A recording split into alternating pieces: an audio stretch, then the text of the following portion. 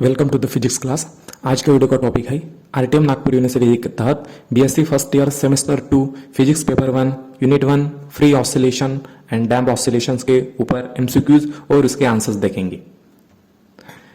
University के exam related instructions है। जो भी यूनिवर्सिटी एग्जाम कंडक्ट करने वाले तो वो offline multiple choice based format में होगी। जो भी एग्जाम होने वाली है वो होम सेंटर ही होगा या खुद के कॉलेज में होगी। जो भी क्वेश्चन पेपर होगा उसमें 50 क्वेश्चन होंगे, उसमें से कोई भी 40 क्वेश्चन आपको सॉल्व करने पड़ेंगे। हर एक क्वेश्चन 2 मार्क के लिए पूछा जाएगा। इस एग्जाम का जो टाइम ड्यूरेशन होगा वो 90 मिनट या फिर 1.5 घंटे का होगा। और जो भी क्वेश्चन के आंसर्स है उसमें से जो भी करेक्ट ऑप्शन होगा उस ऑप्शन के सामने आपको राइट मार्क करना होगा। Question number 1, which of the following is not a harmonic motion? Option A, motion of earth round the sun. Option B, motion of clock pendulum. Option C, needle of sewing machine. Option D, vibration of prong of tuning fork. Correct answer is option A, motion of earth around the sun. Figures में हम देख पा रहे हैं कि यहाँ पे 4 अलग अलग मोशंस है। फर्स्ट जो डायग्राम है वहां पर दिख रही है कि जो अर्थ है सन के सराउंडिंग में रिवॉल्व कर रही है या रोटेट हो रही है। तो ये जो मोशन है ये पेरियोडिक मोशन है। पेरियोडिक मोशन का मतलब क्या होता है कि ऐसे मोशंस जो इक्वल इंटरवल के बाद में फिर से रिपीट होते हैं। यानी कि जैसे अर्थ का सन के सराउंडिंग में घूमना, ये हर साल के बाद में सेम प्रोसेस होंगी, यानी कि ये पेरियोडिक मोशन है। बाकी के जो 3 जो मोशन दिए गए हैं तो यानी कि पेंडुलम का मोशन या सेविंग नीडल का मोशन या फिर ट्यूनिंग फोर्क का वाइब्रेशन, ये सब पेरियोडिक मोशन है। लेकिन इसमें से हार्मोनिक मोशंस कौन सी है? तो हार्मोनिक मोशन का मतलब होता है ऐसे मोशंस या ऐसे पेरियोडिक मोशन जो टू एंड फ्रो मोशन होती है। टू एंड फ्रो का मतलब होता है आगे और पीछे जाना सीधी लाइन में, ठीक है, आगे और पीछे जाना सीधी लाइन में, इसे कहते हैं free harmonic periodic motion. Question 2, in linear simple harmonic motion SHM of particle, the restoring force acting on a particle is given by option A, F is equal to K divided by X, where F is the force, restoring force, K is the force constant spring का और X है आपका displacement. Option B, F is equal to K into X. Option C, F is equal to minus K into X. Option D, F is equal to minus K divided by X. Correct answer is option C, F is equal to minus KX. हम यहाँ पर देख पा रहे हैं कि यहाँ पर फ्री सिंपल हार्मोनिक मोशन या लीनियर सिंपल हार्मोनिक मोशन है। तो ये जो एक स्प्रिंग है जिसका एक एंड फिक्स्ड है और दूसरा एंड किसी एक मास के साथ में अटैच किया हुआ है। तो ये जो मास है ये अब टू एंड फ्रो मोशन कर रहा है अबाउट इट्स मीन पोजीशन। तो जैसे ही मास दूर जाएगा यानी कि ऑसिलेट होगा या फिर फ्री ऑसिलेशंस होंगे, तो जो भी डिस्प्लेसमेंट होगा तो उस स्प्रिंग में अपने आप ही रेस्टोरिंग फोर्स आ जाएगा। तो वो जो रेस्टोरिंग फोर्स है इस स्प्रिंग को अपने इनिशियल पोजीशन में या अपने ओरिजिनल पोजीशन में लेके जाएगा। इसलिए जो भी फोर्स होता है वो अपोजिट टू द डिस्प्लेसमेंट होता है। Question 3, in a simple harmonic oscillator at the mean position, option A, kinetic energy is maximum and potential energy is minimum. Option B, kinetic energy is minimum and potential energy is maximum. Option C, kinetic energy is minimum and potential energy is minimum. Option D, kinetic energy is maximum and potential energy is maximum. Correct answer is option A, kinetic energy is maximum and potential energy is minimum. फिर से हम linear simple harmonic oscillator का example ले रहे हैं। यहाँ पर एक स्प्रिंग है जिसका एंड फिक्स्ड है और दूसरा एंड हम एक किसी मास को अटैच किया हुआ है। जैसे ही ये ऑसिलेटर ऑसिलेट करने लगेगा तो हम देख पा रहे हैं कि जैसे ही oscillator -A to A position in between oscillate हो रहा है, तो जैसे वो एक साइकिल कंप्लीट करता है यानी कि -A से A तक और A से -A तक ये कंप्लीट साइकिल करेगा, ठीक है।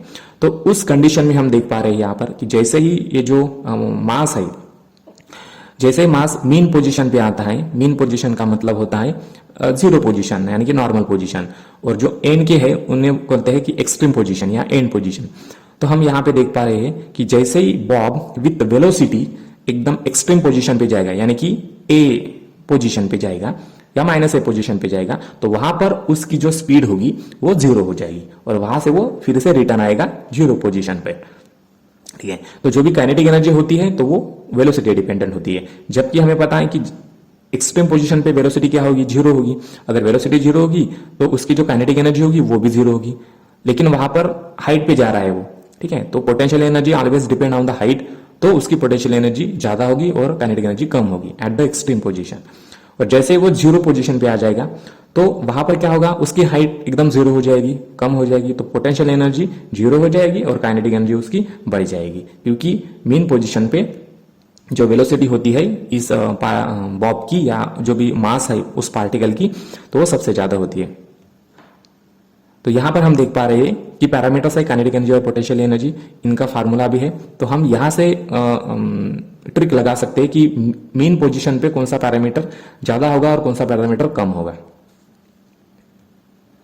Question 4, the differential equation of motion of a linear simple harmonic oscillator is given by option A d² x upon dt² plus m divided by k into x is equal to 0। ये second order differential equation है। यहाँ पर m जो है वो मास है particle का या उस बॉब का मास है जो कि स्प्रिंग के साथ अटैच है, और यहाँ पर जो k है वो फोर्स कांस्टेंट है उस स्प्रिंग का, x क्या है यहाँ पर डिस्प्लेसमेंट है और t टाइम पीरियड है। Option B d² x upon dt² minus m divided by k into x equal to 0। Option C d² x upon dt² plus k upon m into x is equal to 0। Option D d² x upon dt² into k divided by m into x equal to 0। Correct answer is option C d² x upon dt² plus k upon m into x equal to 0। Differential equation निकालने के लिए सबसे पहले हम यहां से क्या लेंगे, न्यूटन्स का सेकंड लॉ यूज करेंगे, यानी कि force is equal to mass into acceleration. यानी कि हम यहां पर देख पा रहे हैं कि जो भी रेस्टोरिंग फोर्स है तो वो एक्सेलरेशन की डायरेक्शन में जा रहा है, यानी कि जहां पर भी एक्सेलरेशन होगा वहीं पर ही रेस्टोरिंग फोर्स होगा। लेकिन डिस्प्लेसमेंट और जो जो डिस्प्लेसमेंट है सिर्फ वो अपोजिट डायरेक्शन में होगा टू द एक्सेलरेशन और रेस्टोरिंग फोर्स। तो यहां से हम क्या कंक्लूजन निकाल सकते हैं कि जो भी रेस्टोरिंग फोर्स होगा तो वो मास और एक्सेलरेशन के बराबर होगा। यहां से हम डिफरेंशियल इक्वेशन निकाल सकते हैं। Question 5, the instantaneous velocity of the particle moving with a simple harmonic motion is given by and is at the mean position. Option A v is equal to a into omega and minimum. v का मतलब velocity है, a का मतलब amplitude, omega का मतलब angular velocity या फिर frequency angular frequency. Option B v is equal to a² into omega maximum. Option C v is equal to a² omega into minimum. Option D v is equal to a into omega maximum. Correct answer is option D v is equal to a into omega maximum. यहां पर फिर से हम देख पा रहे हैं कि जो भी वेलोसिटी होगी, तो जैसे कि मैंने पहले बताया कि जब भी बॉब कोई भी ऑसिलेटर का या जो भी मास होता है, तो जब भी वो एक्सट्रीम पोजीशन पे जाता है, यानी कि -a पोजीशन या फिर a पोजीशन, तो वहां पर उसकी स्पीड 0 हो जाती है, इसलिए वो वहां से रिटर्न आता है 0 पोजीशन पर। तो 0 पोजीशन पर उसकी जो स्पीड होगी वो सबसे ज्यादा होगी, उसे हम मीन पोजीशन कहते हैं। 0 पोजीशन को ही मीन पोजीशन कहते हैं, और मीन पोजीशन पे जो वेलोसिटी होती है वो सबसे ज्यादा होती है, इसलिए वहां पर काइनेटिक एनर्जी भी सबसे ज्यादा होगी, और उसका फार्मूला है v is equal to a into omega. Question 6, the acceleration small a of the particle moving with simple harmonic motion is given by and is at the mean position x equal to 0। Option a is equal to minus omega square x and 0। यहां पर small a का मतलब acceleration है, omega यानी कि angular velocity है, x displacement है। Option B a is equal to minus omega square x square 0। Option C a is equal to omega square x square 0। Option D a is equal to omega square x 0। Correct answer is option a is equal to minus omega square x 0। यहाँ पर कुछ parameter है जहां पर हमने tablet किया है कि इंस्टेंटेनियस वेलोसिटी और इंस्टेंटेनियस एक्सेलरेशन, जो कि इनके फार्मूला दिए गए हैं, और हम यहाँ से कंक्लूजन कर सकते हैं कि जो भी वेलोसिटी होगी वो मैक्सिमम कहाँ पे होगी और जीरो कहाँ पर होगी। उसी तरह से एक्सेलरेशन जो भी होगा तो वो मैक्सिमम कहाँ पर होगा और जीरो कहाँ पर होगा। Question 7, the phase difference between the instantaneous velocity and acceleration of a particle executing simple harmonic motion is option A pi by 2, option B pi by 3, option C pi by 4, option D pi। अब correct answer is option A pi by 2। यहां पर देख पा रहे हैं कि एक Bob है या एक ऑसिलेटर है जो कि टू एंड फ्रो मोशन कर रहा है लीनियर डायरेक्शन में। तो हमने यहाँ पर 3 ग्राफ प्लॉट किए हैं। एक ऊपर वाला जो ब्लू कलर में वो डिस्प्लेसमेंट के लिए है, नीचे वाला वेलोसिटी के लिए जिसे हमने रेड कलर से डिनोट किया है, और सबसे नीचे वाला एक्सेलरेशन के लिए जिसे पिंक कलर से डिनोट किया है। तो हम यहाँ पर एक्सेलरेशन और वेलोसिटी का ग्राफ ऑब्जर्व करेंगे। तो सबसे पहले हम वेलोसिटी का ग्राफ और जब एक्सेलरेशन का ग्राफ हम देखते हैं तो हमें यहाँ पर ये समझ में आ रहा है कि जो भी वेलोसिटी और एक्सेलरेशन का ग्राफ है वो 90 डिग्री का है, क्योंकि जैसे ही एक्सेलरेशन नीचे जाता है या नीचे के पीक पे जाता है या ऊपर के पीक पे जाता है तो उसी टाइम वेलोसिटी का ग्राफ जो होता है वो हाफ में आता है, यानी कि मिडल ऑफ द पीक आ जाता है। इसका मतलब क्या है कि वो 90 डिग्री पे के डिफरेंस में जा रहा है, और यहाँ पर जो भी एक्सेलरेशन होगा तो वो लीड करेगा और वेलोसिटी लैग करेगा। तो यहाँ पे एक हमने टेबुलेट किया है कि जो भी पैरामीटर्स है वेलोसिटी डिस्प्लेसमेंट, वेलोसिटी एक्सेलरेशन और एक्सेलरेशन डिस्प्लेसमेंट, तो इनमें जो भी फेज डिफरेंस होगा तो वो वेलोसिटी और डिस्प्लेसमेंट में पाई बाई 2 होगा, लेकिन वेलोसिटी लीड करेगी डिस्प्लेसमेंट को, यानी कि वेलोसिटी आगे रहेगी और डिस्प्लेसमेंट पीछे रहेगा। उसी तरह से वेलोसिटी एक्सेलरेशन की इसमें क्या होगा, फेज डिफरेंस तो पाई बाई 2 ही होगा, और जो भी एक्सेलरेशन होगा वो लीड करेगा वेलोसिटी को। अब जब एक्सेलरेशन और डिस्प्लेसमेंट कि इसमें जो फेज डिफरेंस होगा वो पाई बाई 2 पाई का होगा, पाई का मतलब 180 का डिफरेंस होगा, यानी कि वो कैंसिल करेंगे एक दूसरे को। इस केस में जो भी एक्सेलरेशन होगा वो लीड करेगा डिस्प्लेसमेंट को। Question 8, the phase difference between the instantaneous acceleration and displacement of a particle executing simple harmonic motion is option A pi by 2, option B pi by 3, option C pi by 4 and option D pi. Correct answer is option D pi. फिर से हम यहाँ पे acceleration और displacement का अगर graph हम देखेंगे तो यहां से पता चल रहा है कि देखो जैसे ही डिस्प्लेसमेंट का ग्राफ ऊपर जाता है उसी टाइम पे एक्सेलरेशन का ग्राफ नीचे आता है, यानी कि वो क्या है, अपोजिट डायरेक्शन में जा रहे हैं। ठीक है, इसलिए उनका जो फेज डिफरेंस होगा वो पाई का होगा, पाई का मतलब 180 का।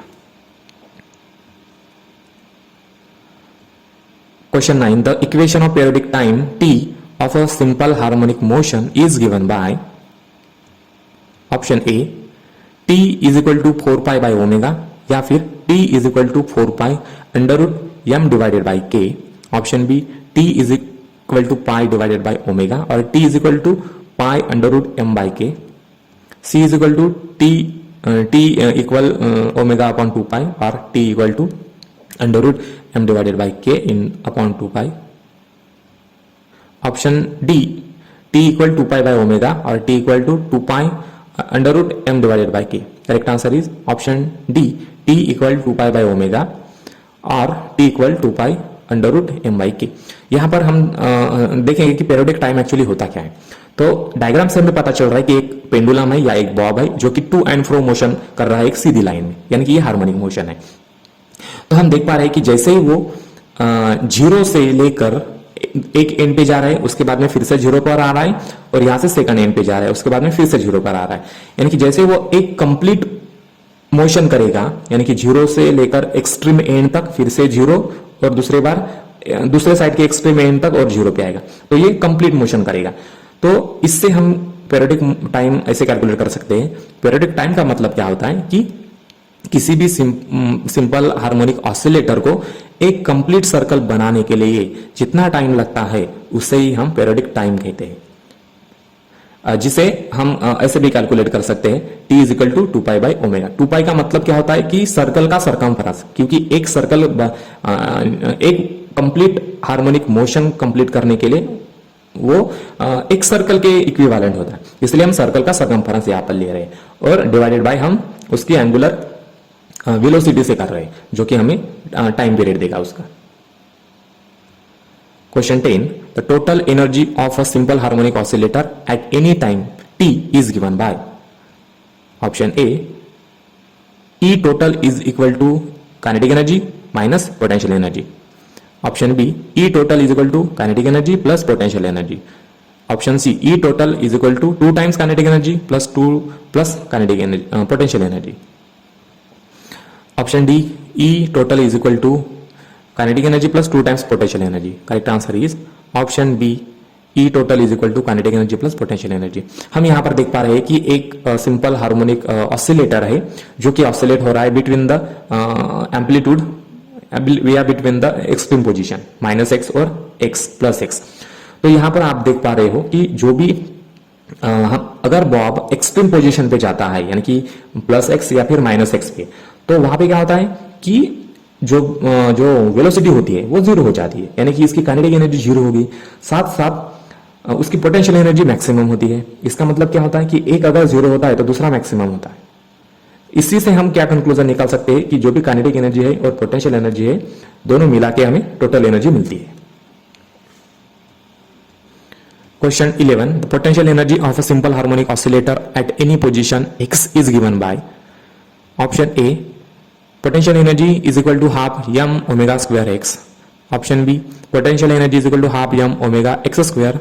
Option C, potential energy is equal to half m omega square x square. Option D, potential energy is equal to half m square omega square into x. Correct answer is option C, potential energy is equal to half m omega square x square.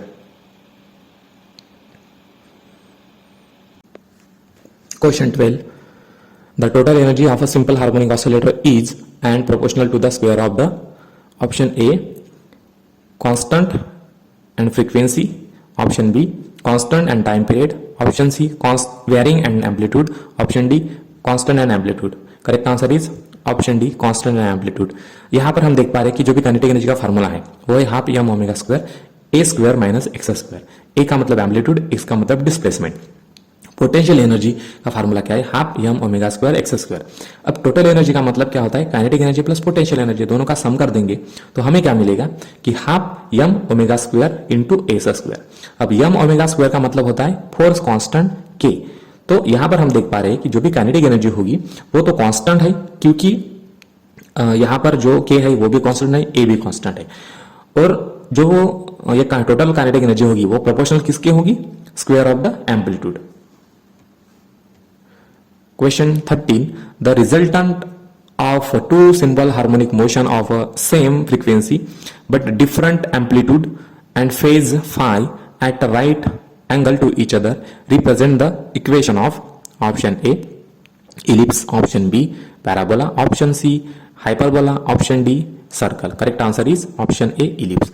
यहां पर हम देख पा रहे हैं कि जब भी दो वेव्स, सिंपल हार्मोनिक वेव्स, अगर उनकी फ्रीक्वेंसी सेम है लेकिन उनका एम्पलीट्यूड अलग है और फेज अलग है, तो उस टाइम पे हमें क्या मिलेगा कि अलग अलग ज्योमेट्री मिलेगी, लेकिन मैक्सिमम जो भी होगा वो कैसा होगा? इलिप्स होगा. ठीक है. अगर दोनों वेव्स के बीच में अगर डिफरेंस जीरो होता है, फेज डिफरेंस जीरो होता है, तो हमें एक स्ट्रेट लाइन मिलती है जो कि 1 और 3rd क्वाड्रेंट में होगी. उसके बाद में अगर दोनों वेव्स के बीच में जो भी फेज डिफरेंस है वो अगर π/4 का होता है, ठीक है, यानी कि 45 का होता है, तो हमें क्या मिलेगा? एक इलिप्टिकल इलिप्स मिलेगा जो कि 1st और 3rd क्वाड्रेंट में होगा. उसके साथ साथ अगर फेज डिफरेंस π/2 यानी कि 90 का है तो हमें सिमेट्रिकल ऑब्लिक इलिप्स मिलेगा. ठीक है. उसके बाद में अगर जो भी फेज डिफरेंस है ये 3π/4 होता है तो जो भी इलिप्स होगा ऑब्लिक इलिप्स, तो वो होगा हमारा 2nd एंड 4th क्वाड्रेंट में, जिसे हमने टेबल में यहां पर दिखाया गया है.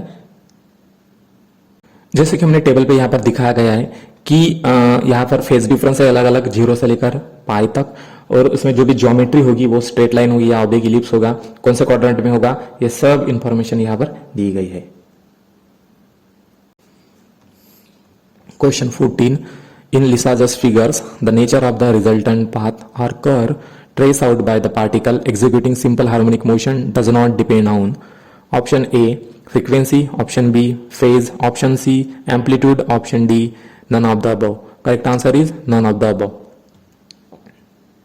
Question 15. In angular simple harmonic motion of a particle, the restoring torque acting on a particle is given by tau. Option A tau is equal to minus C into theta.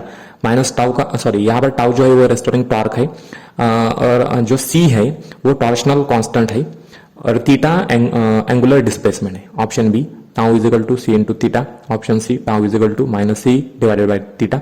Option D tau is equal to C divided by theta. Correct answer is option A tau is equal to minus C into theta. अब यहाँ पर हम angular simple harmonic motion को study करेंगे. तो actually जैसे कि हमने पहले बताया था या पहले डिस्कस किया कि जो भी लिनियर सिंपल हार्मोनिक मोशन का मतलब क्या होता है कि ऑसिलेशंस जो भी होंगे वो टू एंड फ्रो मोशन में होंगे, यानी कि आगे और पीछे. ठीक है, तो इसे हम लिनियर सिंपल हार्मोनिक मोशन कहते हैं. लेकिन एंगुलर सिंपल हार्मोनिक मोशन में क्या होता है कि एक ऐसी मोशन या सपोज मान लो कि एक डिस्क है, मेटल डिस्क है जिसे एक वायर से उसके सेंटर से कनेक्ट करके फिक्स कर दिया है. तो ये जो डिस्क होगी वो क्या होगी, ऑसिलेट होगी about wire, about fixed wire. ठीक है, तो इसके जो ऑसिलेशंस होंगे ये भी टू एंड फ्रो होंगे लेकिन इन particular angle, through particular angle. ऐसे मोशन को हम एंगुलर सिंपल हार्मोनिक मोशंस कहते हैं. तो यहां पर जो भी सी है वो टॉर्शनल कांस्टेंट है क्योंकि यहां पे टॉर्क अप्लाई हो रहा है इसलिए, और थीटा क्या है तो ये एंगुलर डिस्प्लेसमेंट है. Question 16. The differential equation of motion of an angular simple harmonic oscillator is given by option A d square theta upon dt square minus c divided by I into theta is equal to 0. यहाँ पर ये भी second order differential equation है. यहाँ पर theta angular displacement है, t time period है, c torsional constant है और जो I है वो है मोमेंट ऑफ इनर्शिया. यहाँ पर हमने मास के जगह पर मोमेंट ऑफ इनर्शिया लिया है क्योंकि यहाँ पे इनर्शिया की प्रॉपर्टी होगी. Option B D square theta upon D T square minus I divided by C into theta is equal to 0. Option C D square theta upon D T square plus C upon I into theta is equal to 0. Option D D square theta upon D T square plus I divided by C into theta is equal to 0. Correct answer is option C D square theta upon D T square plus C divided by I into theta is equal to 0. Question 17. The periodic time of an angular simple harmonic motion is given by option A t equal 4 pi by omega or t equal 4 pi under root I by c. Option B t is equal to pi upon omega or t equal to pi under root I divided by c. Option C t equal omega divided by 2 pi or t equal under root I divided by c upon 2 pi. Option D t equal 2 pi by omega or t equal 2 pi under root I divided by c. Correct answer is option D t equal 2 pi by omega और t equal 2 pi under root I by c. यहां पर हमने angular simple harmonic motion में इसका जो time period होगा वो same linear simple harmonic motion के जैसे होगा. लेकिन यहां पर हमें एक बात का ध्यान रखना है कि जो मास है, मास के जगह पे हमने यहां पर मोमेंट ऑफ इनर्शिया या फिर I लिखना है और के यानी कि फोर्स कांस्टेंट की जगह पे टॉर्शनल कांस्टेंट यानी कि सी लिखना है. अब question 18. The decay of amplitude of a vibration with the time due to dissipation force is called and such oscillations are called option A damping natural vibrations, option B damping and free vibrations, option C oscillatory and free vibrations, option D damping and damp vibrations. Correct answer is D, option D damping and damp vibrations. यहां पर हम देख पा रहे हैं कि यहां पे दो ऑसिलेटर्स है हमारे पास में, एक बॉब है जो कि स्प्रिंग के साथ में कनेक्टेड है. तो ये फ्री वाइब्रेशंस होगा या फ्री ऑसिलेटर होगा. साथ साथ हमारे पास में एक दूसरा ऑसिलेटर है जो कि एक रेजिस्टेंस या एक पंप से अटैच है जो कि ये पंप क्या करेगा, एज अ डैम्पर का काम करेगा. डैम्पर क्या होता है कि ये ऐसा मीडियम हो सकता है जो कि ऑसिलेटर की जो स्पीड है या वेलोसिटी है उसे वो रोक देगा या उसको कम कर देगा. तो हम दोनों को जब हम ऑसिलेट करेंगे तो हम यहां से हम देख पा रहे हैं, साथ साथ इनका जो ग्राफ होगा या एम्पलीट्यूड होगा वो भी हम यहाँ पर प्लॉट करेंगे. तो यहां से हम देख पा रहे हैं कि जो भी फ्री ऑसिलेटर है जिसमें कोई भी डैम्पर नहीं लगाया है तो उसकी जो एम्पलीट्यूड्स होंगे वो कॉन्स्टेंटली कंटिन्यू होंगे वो और ऑसिलेट होगा. लेकिन इनके साथ ऑसिलेटर जिसमें डैम्पर लगाया हुआ है, तो ये डैम्पर क्या करेगा कि ये जो ऑसिलेटर की वेलोसिटी है या एम्पलीट्यूड है उसे वो डिक्रीज करेगा। ठीक है, इसलिए यहां पर हम ग्राफ पर देख पा रहे हैं कि जैसे टाइम बढ़ता जाता है तो टाइम के साथ में इसका जो एम्पलीट्यूड है वो धीरे धीरे कम होता जाता है और कुछ टाइम के बाद में वो स्टॉप हो जाता है। Question 19. In damp simple harmonic motion of a particle, the damping force acting on a particle is given by option A, F is equal to R divided by V. यहाँ पर force F एक force है या damping force है, R यहाँ पर constant है और जो V है यह है velocity. B option B F is equal to R into V, option C F is equal to minus R into V, option D F is equal to minus R into V. Correct answer is option C F is equal to minus R into V. तो यहां से हम देख पा रहे हैं कि एक ऑसिलेटर है, फिर से लीनियर सिंपल हार्मोनिक ऑसिलेटर है, यहाँ पे स्प्रिंग के साथ में अटैच है, लेकिन जो भी मास है उसको हमने फिर से डैम्पर के साथ में अटैच किया। तो डैम्पर क्या हो सकता है, एक एयर मीडियम भी हो सकता है या कोई फ्लूइड हो सकता है या कोई एक रेजिस्टर हो सकता है जो कि रेजिस्ट करेगा।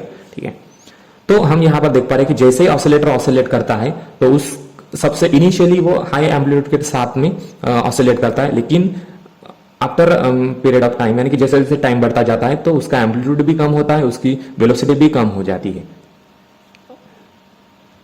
Question 20.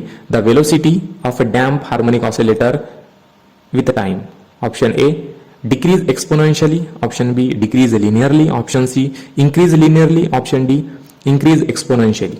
Correct answer is option A decrease exponentially. तो यहां पर फिर से हम देख पा रहे हैं कि जो भी ये ऑसिलेटर है डैम्प हार्मोनिक ऑसिलेटर, क्योंकि यहां पर एक डैम्पर लगाया है इसलिए, तो जब ये ऑसिलेट करेगा तो उसका जो एम्पलीट्यूड होगा वो टाइम के साथ में धीरे धीरे कम होगा और इसके साथ में उसकी वेलोसिटी भी कम होगी। तो जब हमने ये प्लॉट किया तो यहां से हम देख पा रहे हैं कि जो भी ये एम्पलीट्यूड डिक्रीज हो रहा है तो वो लीनियरली नहीं हो रहा है, तो वो एक्सपोनेंशियली हो रहा है। इसलिए जो वेलोसिटी होगी डैम्प हार्मोनिक ऑसिलेटर की वो एक्सपोनेंशियली डिक्रीज होगी with time. Question 21. The total energy of damp harmonic oscillator with time, option A decrease exponentially, option B decrease linearly, option C decrease increase linearly, option D increase exponentially. Correct answer is option A decrease exponentially. फिर से हम same example ले रहे हैं कि एक harmonic simple harmonic oscillator है जिसे हमने डैम्पर के साथ में अटैच किया है। तो डैम्पर क्या करेगा, इस हार्मोनिक ऑसिलेटर का एम्पलीट्यूड और इसकी वेलोसिटी ये डिक्रीज करेगा। तो हमें पता है कि जो भी काइनेटिक एनर्जी होगी या जो भी एनर्जी होगी तो वो वेलोसिटी डिपेंडेंट है। तो यहां पर क्या हो रहा है, जो भी वेलोसिटी है वो एक्सपोनेंशियली डिक्रीज हो रही है। इसका मतलब क्या है कि जो एनर्जी है वो भी एक्सपोनेंशियली ही डिक्रीज होगी with time. Question 22. In damp simple harmonic motion of a particle a periodic or a deadbeat motion is occurred if, option A b square is less than omega square, यहां पर जो b है तो वो damping constant है और omega frequency है, और r square upon 4m square less than k by m, r is the again constant. Option B b square is equal to omega square और r square divide by 4m square equal to k by m. Option C b square greater than omega square और r square upon 4m square greater than k by m. Option D all of the above. Correct answer is option C b square greater than omega square. तो यहां पर हम फिर से देख पा रहे हैं कि एक यहां पर डैम्प हार्मोनिक ऑसिलेटर है। जैसे जैसे टाइम बीतता जाता है तो यहां पर उसका जो एम्पलीट्यूड है वो कम कम होता है। अब यहां पर हमने कंडीशन लगाया, इस डैम्प हार्मोनिक ऑसिलेटर का जो डैम्पर है तो उस डैम्पर का जो कोएफिशिएंट है वो ज्यादा है किसके कंपेयर में, उसकी वेलोसिटी एंगुलर वेलोसिटी के कंपेयर में या उसके फ्रीक्वेंसी के कंपेयर में।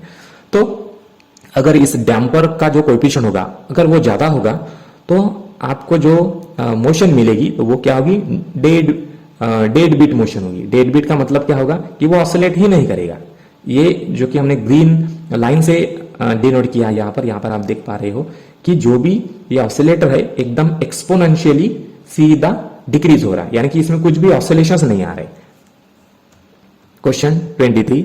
in damp simple harmonic motion of a particle, critically damp motion is occurred if option A, b square is less than omega square, option B, b square is equal to omega square, option C, b square is greater than omega square, option D, all of the above. Correct answer is option B, b square is equal to omega square. अब यहां पर critically damp motion पूछा गया है, तो इसका मतलब क्या है कि जो भी फ्रीक्वेंसी है ऑसिलेटर की या फिर जो भी वेलोसिटी है ऑसिलेटर की, एंगुलर वेलोसिटी, सॉरी जो भी फ्रीक्वेंसी है उस ऑसिलेटर की, तो अगर वो डैम्प कोएफिशिएंट है, ठीक है, डैम्प कोएफिशिएंट के अगर बराबर होगी तो इसका मतलब क्या होगा कि जो भी फ्रीक्वेंसी के साथ में वेव ऑसिलेट कर रही है सेम कोएफिशिएंट डैम्पर उसको अप्लाई कर रहा है, तो इससे क्या होगा कि उसमें जो भी मोशंस होगी उसकी तो वो क्रिटिकल होगी, यानी कि हम यहां पर ब्लैक लाइन से डिनोट किया है कि जो भी क्रिटिकल वेलोसिटी होगी तो वो एक्सपोनेंशियल नहीं होगी, अब वो सडनली डिक्रीज होगी। Question 24, in damp simple harmonic motion of a particle damp natural oscillations is occur. Option A, B square is less than omega square, option B, b square is equal to omega square, option C, b square is greater than omega square, option D, all of the above. Correct answer is option A, b square less than omega square. अब यहां पर b square minus omega square का मतलब क्या होता है कि ये जो डैम्पिंग कोएफिशिएंट है वो कम है उसके फ्रीक्वेंसी से, तो इसका मतलब क्या है कि जो डैम्पिंग कोएफिशिएंट है या जो डैम्पर है वो कम फोर्स अप्लाई कर रहा है या कम डिस्टर्बेंस अप्लाई कर रहा है इस ऑसिलेटर को, इसलिए उसमें अब एम्पलीट्यूड आपको दिखाई देगा क्योंकि यहां पर जो डैम्पिंग कोएफिशिएंट है वो कम है, यानी कि वो कम रेजिस्टेंस पैदा करेगा सिंपल हार्मोनिक मोशन में, इसलिए उसमें आपको एम्पलीट्यूड दिखाई देंगे लेकिन वो भी डिक्रीज होंगे with time. Question 25, the quality factor Q of a damp harmonic oscillator is given by option A, Q equal to into B divided by omega. B का मतलब स्मॉल ई, बी का मतलब है यहाँ पर डैम्प कोएफिशिएंट, ठीक है, omega is the frequency, angular frequency, angular velocity. Option B, Q is equal to omega divided by B, option C, Q is equal to omega divided by 2b, option D, Q is equal to minus omega divided by 2b। Correct answer is option C, Q equal to omega upon 2b। तो यहां पर हम देख पा रहे हैं कि quality factor का मतलब क्या होता है कि उस ऑसिलेटर की क्वालिटी क्या है, यानी कि वो कितना एफिशिएंट है टू ऑसिलेट। यानी कि सपोज मान लो कि क्वालिटी फैक्टर अगर लार्ज होता है तो इसका मतलब क्या है कि डैम्पिंग कोएफिशिएंट कम है, यानी कि डैम्पर जो है वो कम रेजिस्टेंस या कम डिस्टर्बेंस पैदा कर रहा है इन द हार्मोनिक मोशन, तो इसलिए जो भी एफिशिएंसी होगी उस ऑसिलेटर की वो हाई होगी, यानी कि वो ज्यादा टाइम तक ऑसिलेट करता रहेगा। अगर क्वालिटी फैक्टर स्मॉल है या कम है, इसका मतलब क्या है कि डैम्पिंग कोएफिशिएंट ज्यादा है, डैम्पिंग कोएफिशिएंट ज्यादा है का मतलब क्या है, जो डैम्पर है वो ज्यादा डिस्टर्बेंस पैदा कर रहा है, यानी कि ज्यादा रेजिस्टेंस पैदा कर रहा है इन द हार्मोनिक मोशन, इसलिए उसकी जो एफिशिएंसी होगी ऑसिलेटर की वो कम होगी। इसका मतलब क्या है कि जो भी एम्पलीट्यूड होगा उस ऑसिलेटर का तो वो कम होगा और जल्दी से जीरो हो जाएगा। Question 26, SI unit of damping coefficient B is given by option A second, option B second per second square, option C second square, option D per second. Correct answer is option D per second. Question 27, what is the frequency of simple harmonic motion? Option A time for one wavelength, option B time for one oscillation, option C one oscillation per unit time, option D number of oscillations per unit time. Correct answer is option D, number of oscillations per unit time. हम यहां पर देख पा रहे हैं कि जो भी सिंपल हार्मोनिक मोशन होगी वो टू एंड फ्रो मोशन होगी, यानी कि आगे और पीछे या दाएं या बाएं, ठीक है। तो हम यहां से कैलकुलेट कर देंगे फ्रीक्वेंसी। फ्रीक्वेंसी का मतलब क्या होता है कि एक सेकंड में कितने साइकिल्स कंप्लीट करता है या कितने ऑसिलेशंस कंप्लीट करता है। साइकिल का मतलब हमने पहले बताया, हमने पहले डिस्कस किया है कि जब भी कोई भी ऑसिलेटर ऑसिलेट करता है तो जहां से वो शुरू करता है मोशंस, वहां पर आने के लिए जो टाइम लगता है वो उसका टाइम पीरियड है और वो एक सर्कल कंप्लीट करेगा। तो वैसे ही हम दूसरी डेफिनेशन भी ऐसे लगा सकते हैं कि जो भी फ्रीक्वेंसी है तो वो क्या है कि number of cycle per unit second ऐसे भी बनाता है, यानी कि एक सेकंड में कितने साइकिल्स वो कंप्लीट करता है या कितने ऑसिलेशंस कंप्लीट करता है। Question 28, what is the maximum acceleration of our particle executing the simple harmonic motion y is equal to 2 sin under bracket pi into t divided by 2 plus 5 where y is in centimetre. अब y यहां पर एक displacement है, ठीक है। तो option A pi by 2, option B pi cube by 2, option C pi square by 4, option D pi square by 2। Correct answer is option D pi square by 2। इस numerical को सॉल्व करने के लिए हम यहाँ पर सिंपल हार्मोनिक मोशन का जो डिस्प्लेसमेंट का फार्मूला है, जो कि हमें पता है x is equal to a sin omega t plus 5। तो इसे जो न्यूमेरिकल में दिया गया है उस इक्वेशन के साथ में कंपेयर करेंगे, जो कि है y is equal to 2 sin pi by 2 into t plus 5। अब यहां से हम इक्वेट करेंगे जो भी हमें पैरामीटर्स मिलते हैं, जैसे कि एक्सेलरेशन यहां से लेंगे, कैपिटल का मतलब होता है एम्पलीट्यूड, तो एम्पलीट्यूड होगा 2। यहां से हमें जो मिलेगा ओमेगा, ओमेगा का मतलब होता है एंगुलर फ्रीक्वेंसी, ठीक है। तो एंगुलर फ्रीक्वेंसी हमें कितनी मिलेगी पाई बाई 2। तो अब हमें मैक्सिमम एक्सेलरेशन का फॉर्मूला पता ही है, मैक्सिमम एक्सेलरेशन का होता है capital A into omega square. अब यहां इस फार्मूले में जो भी पैरामीटर्स हमने निकाले हैं कंपेयर करके कोएफिशिएंट निकाले, तो वो हम यहाँ पे पुट कर देंगे। एम्पलीट्यूड 2 है और ओमेगा पाई बाई 2 है। इसे सॉल्व करेंगे तो हमें क्या मिलेगा, जो भी एक्सेलरेशन है मैक्सिमम एक्सेलरेशन वो मिलेगा pi square by 2 centimetre per second square. Question 29, the maximum velocity of a particle executing simple harmonic motion with amplitude 7 millimetre is 4.3 metre per second.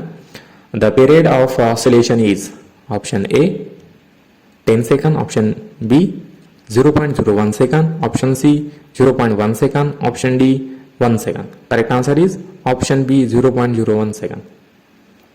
इस न्यूमेरिकल को सॉल्व करने के लिए फिर से हमें यहाँ पे क्या कैलकुलेट करना है, maximum velocity.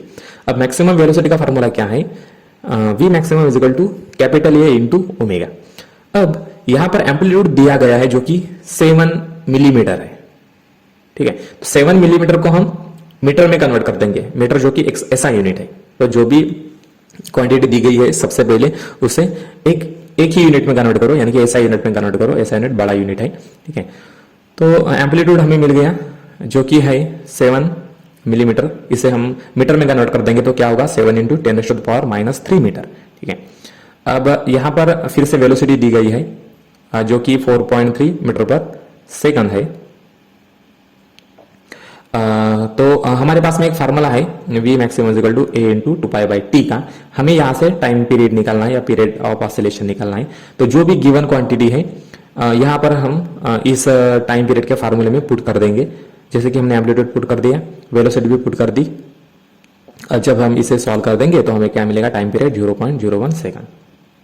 Question 13, particle executes simple harmonic motion with a time period t of 5 seconds and amplitude a 5 centimeter. Calculate the maximum velocity of a particle. Option A 6.28 meter per second, option B 5.28 centimeter per second, option C 6.28 centimeter per second, option D 5.28 meter per second. Correct answer is option C 6.28 centimeter per second. इस numerical को solve करने के लिए फिर से हम maximum velocity का formula use करेंगे, जो कि है V maximum is equal to capital A into omega. अब यहां पर कैपिटल A का मतलब एम्पलीट्यूड दिया गया है जो कि 5 सेंटीमीटर है।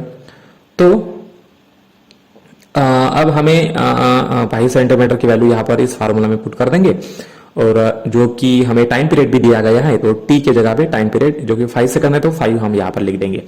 यहां पर आप इसे ऐसा यूनिट में भी कन्वर्ट कर सकते हो 5 सेंटीमीटर को, या फिर इसे सेंटीमीटर में भी रख सकते हो, क्योंकि ऑप्शन में सेंटीमीटर पर सेकंड ऑप्शन दिया गया है इसीलिए। तो जब हम इसे सॉल्व करेंगे तो क्या होगा, V maximum is equal to 6.28 centimetre per second. Question 31, a particle is undergoing simple harmonic motion of amplitude 10 centimeter. What should be the minimum value of acceleration at the extreme position for the maximum speed at the center to be 5 meter per second? Correct answer is 25 meter per second square, option B 250 meter per second square, option C 250 centimeter per second square, option D 25 centimeter per second square. Correct answer is option B 250 metre per second square. इस numerical को solve करने के लिए हम यहां पर हमें पता है कि जो भी मैक्सिमम वेलोसिटी का फार्मूला है वो क्या है, a इंटू ओमेगा, और मिनिमम एक्सेलरेशन का फार्मूला क्या है, a इंटू ओमेगा स्क्वायर। अब यहां पर हमें क्या दिया गया है, वेलोसिटी दी गई है मैक्सिमम वेलोसिटी जो कि 5 है, और एम्पलीट्यूड दिया गया है जो कि 10 सेंटीमीटर है। इसे हमने मीटर में कन्वर्ट कर दिया जो कि होगा 0.1 मीटर।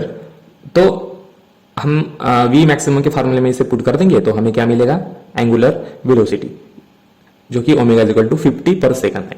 ठीक है, तो सॉरी फ्रीक्वेंसी मिलेगा ओमेगा इज इक्वल टू 50 पर सेकंड। ठीक है, एंगुलर फ्रीक्वेंसी। तो अब यहां पर हमें क्या निकालना है, मिनिमम एक्सेलरेशन। अब मिनिमम एक्सेलरेशन का फार्मूला क्या है, a इंटू ओमेगा स्क्वायर। यहां पर एक्सेलरेशन एम्पलीट्यूड दिया गया है जो कि 0.1 है, और ओमेगा जो कि हमने निकाला यहाँ पे 50 है पर सेकंड।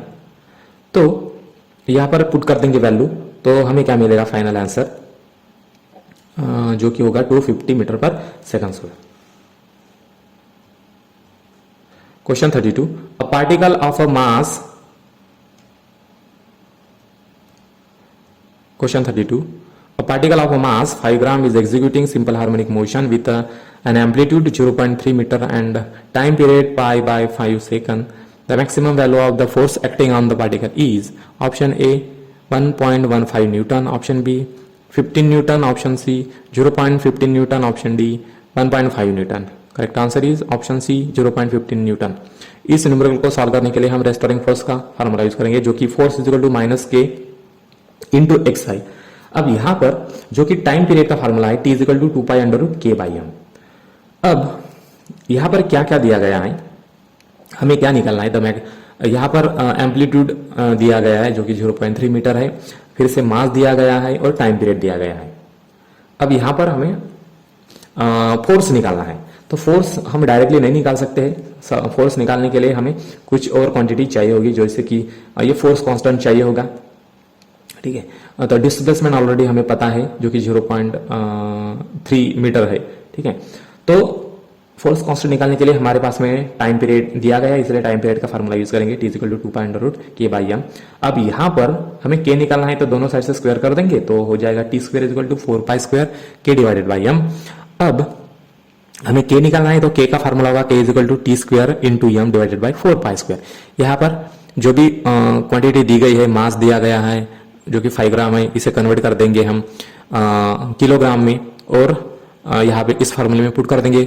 उसी तरह से टाइम पीरियड दिया गया है पाई बाई 5 सेकंड, तो सेकंड यानी कि ऐसा यूनिट है, तो इसे हम यहाँ पे पुट कर देंगे 4 और इसे सॉल्व कर देंगे तो k मिलेगा हमें फोर्स कांस्टेंट 0.5। अब इसे हम इस फार्मूले में पुट कर देंगे रिस्टोरिंग फोर्स के, तो फाइनली हमें मिलेगा यहाँ पर फोर्स कितना होगा 0.15 न्यूटन।